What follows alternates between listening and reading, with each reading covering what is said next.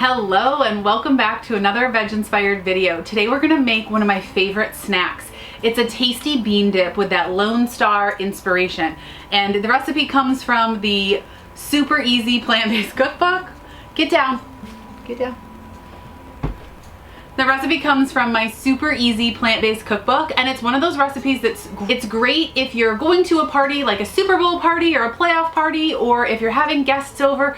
Honestly, it's an awesome make-ahead snack for you during the week. So some of it's already prepped and some of it's not, so let's just get into this recipe right now. We're gonna start with 1 can of drained and rinsed black-eyed peas. Now, I have not made this with any other type of bean. I have eaten it with black beans that somebody else made. I typically make it with the black-eyed peas. I like it that way.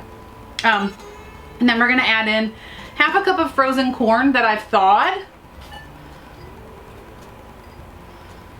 And then we're gonna add in 1/4 cup of finely cut red onion. Get down. And then I've washed and prepared this kale. Now what I'm gonna do is I'm going to thinly slice it, kind of like a chiffonade, just really basically shredding it into fine strips and fine little pieces.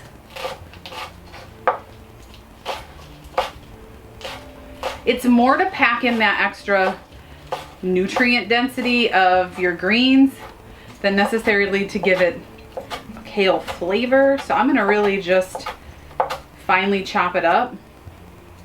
The recipe calls for about 1/2 cup packed, so it's probably that. And then it says massage it, so I'm just gonna squeeze it gently between my hands and toss it in. You could massage it much longer. I think the vinegar really breaks it down. Next, I'm gonna prep my celery. Now, I did leave this part for you to kind of watch and for us to just talk, for me to just talk, or us to just talk a little bit. So when I'm preparing the celery, I actually get the whole celery heart package, because what I'm looking for is the celeries that are bigger, so these like bottom parts, those are gonna become my scoops. And so while I'm cutting, I'm just looking for the ones that can be scoops versus the ones that can be cut finely into the celery that goes into my salad or into my bean dip.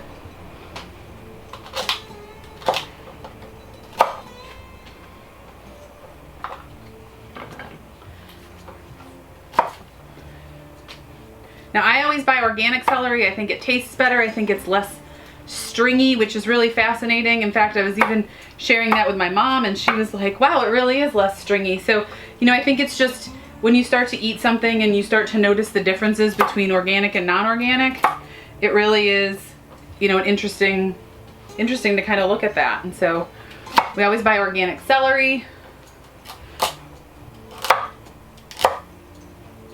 Like I said, these nice big pieces, these wide ribs, they're the ones that work really well as a scoop for this dip. So this dip I typically serve with crackers or additional vegetables that can be used as scoopers, like the big pieces of celery. Now, if I'm making a double or even a triple batch, I probably would buy the whole celery, not just the hearts, because some of the outside ribs are a lot thicker. So it allows you to have more scoop options. You can also serve this dip with tortillas or tortilla chips, things like that.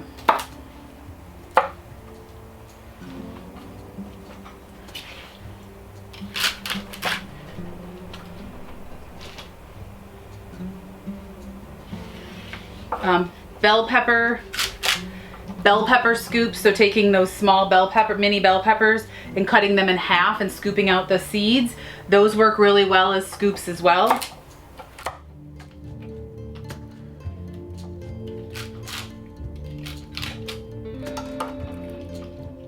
Before we continue, I am just going to wipe off my cutting board a little bit. There's some excess water from the washed celery. I don't really like that to sit on the cutting board. Now, to do that, I use one of these handy scoy cloths, And now I need about a half a cup of the celery. So I'm going to just look for these pieces that can be cut so it's finely cut. So I definitely want these smaller ones cut in half, maybe even in fourths.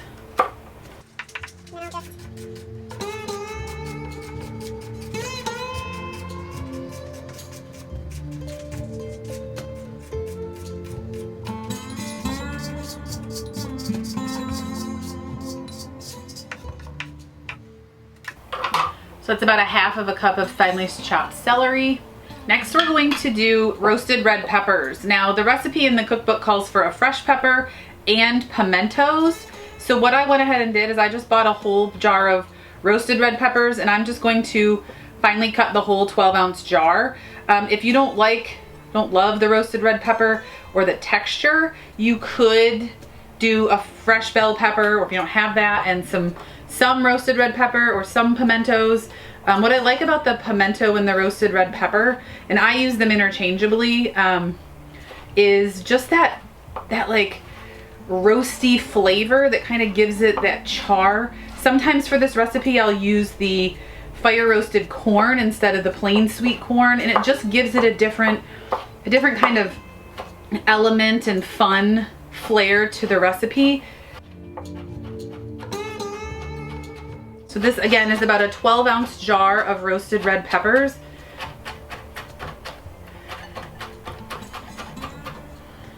And I want to give them a good fine chop. It can be a rough fine chop, but you don't want there to be giant chunks of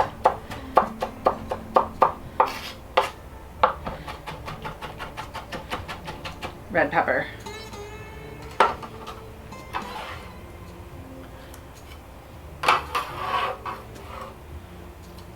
Now my red peppers are just in, I think, water and a little salt.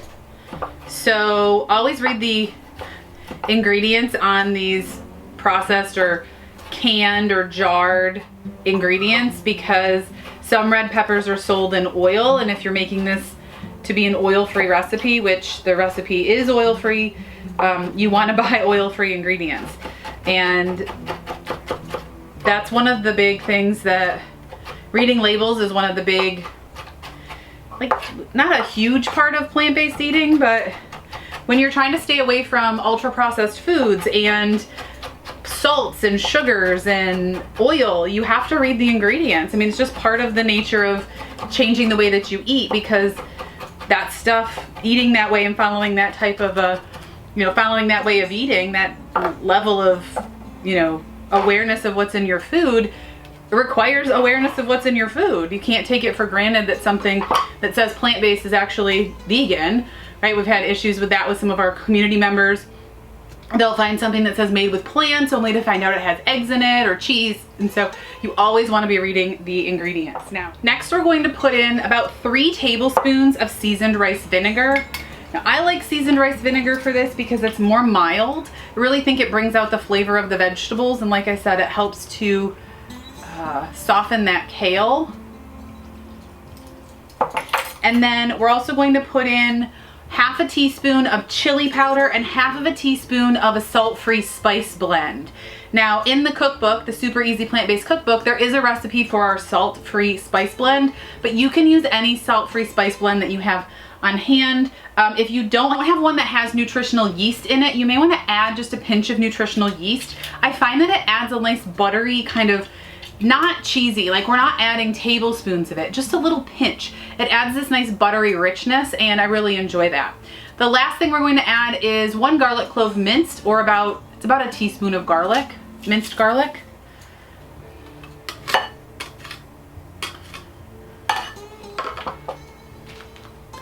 And we're going to gently stir it because clearly, first of all, I missed the bowl, and this is too small of a bowl, but I wanted to use a glass bowl for you so that you could see how beautiful and colorful this bean dip is. I think it just adds such a nice brightness to any party table. You know, a lot of times, especially standard American parties, they have a lot of fried foods and cheese and all this heavy, ultra-processed type ingredients, and we can come in with these beautiful, colorful meals that almost look like the rainbow, that almost look like salads, and you know, just pack in a lot of flavor and a lot of nutrient density.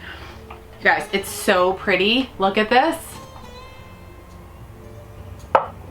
Now for the best part, I'm gonna pick one of those big, you know, ribs of celery and give it a nice taste.